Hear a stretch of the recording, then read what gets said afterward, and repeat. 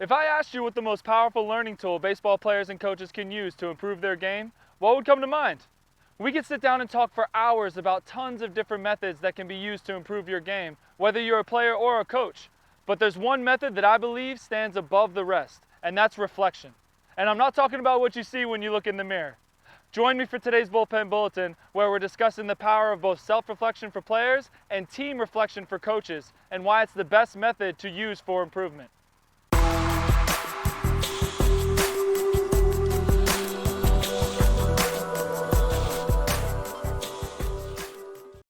Hey team, Coach Hart here with Building Better Baseball, the best place for baseball education. If you're new to the channel and we're meeting for the first time, make sure you hit that subscribe button and the notification bell so you can learn something new about baseball every week and you don't miss a video.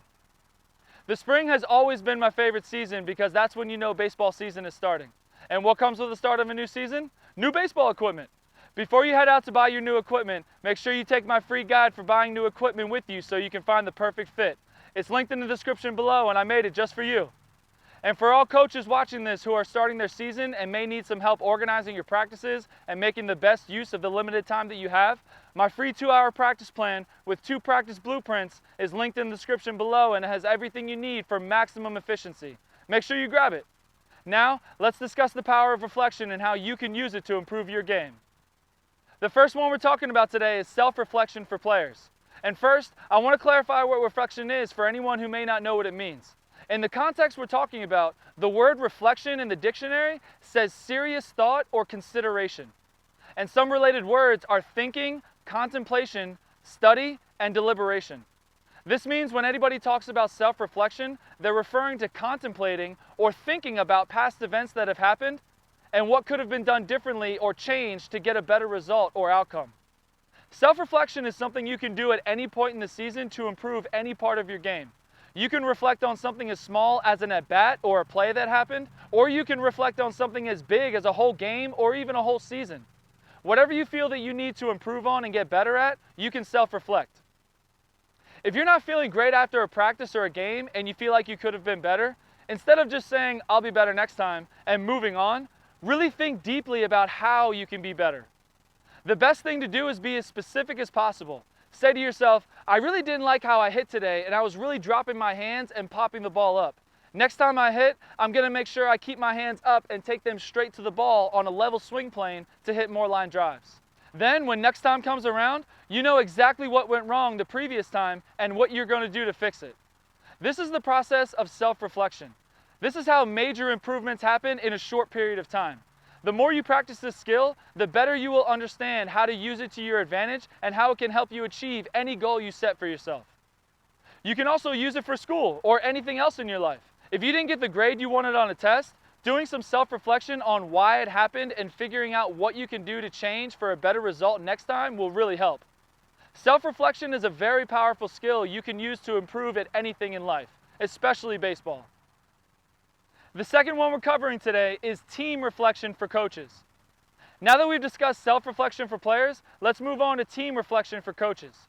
Team reflection is the same concept as self-reflection, but instead of an individual reflecting on their own past performances and what they can do to improve, team reflection is when a coach reflects on the team's performance and what he or she can do to help the team get a better result. This is something that coaches should be doing almost constantly. The best thing to do is to reflect on every practice and definitely every game to see where improvements can be made.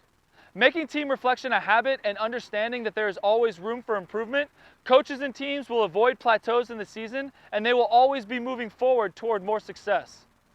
After a practice, game, or a season, coaches should evaluate and analyze the team's performance. Identify the things that need improvement and think deeply about what you can do as a coach to help the team have more success in those areas. Notice how I'm saying team and not individual. During the team reflection, coaches should only be thinking about the team's performance and how they executed plays and worked together as a team. They shouldn't be analyzing individual performances. That can be done later. The last thing I'll mention that I haven't talked about yet is the fact that reflection doesn't have to always be negative things. You can use reflection for positive things as well.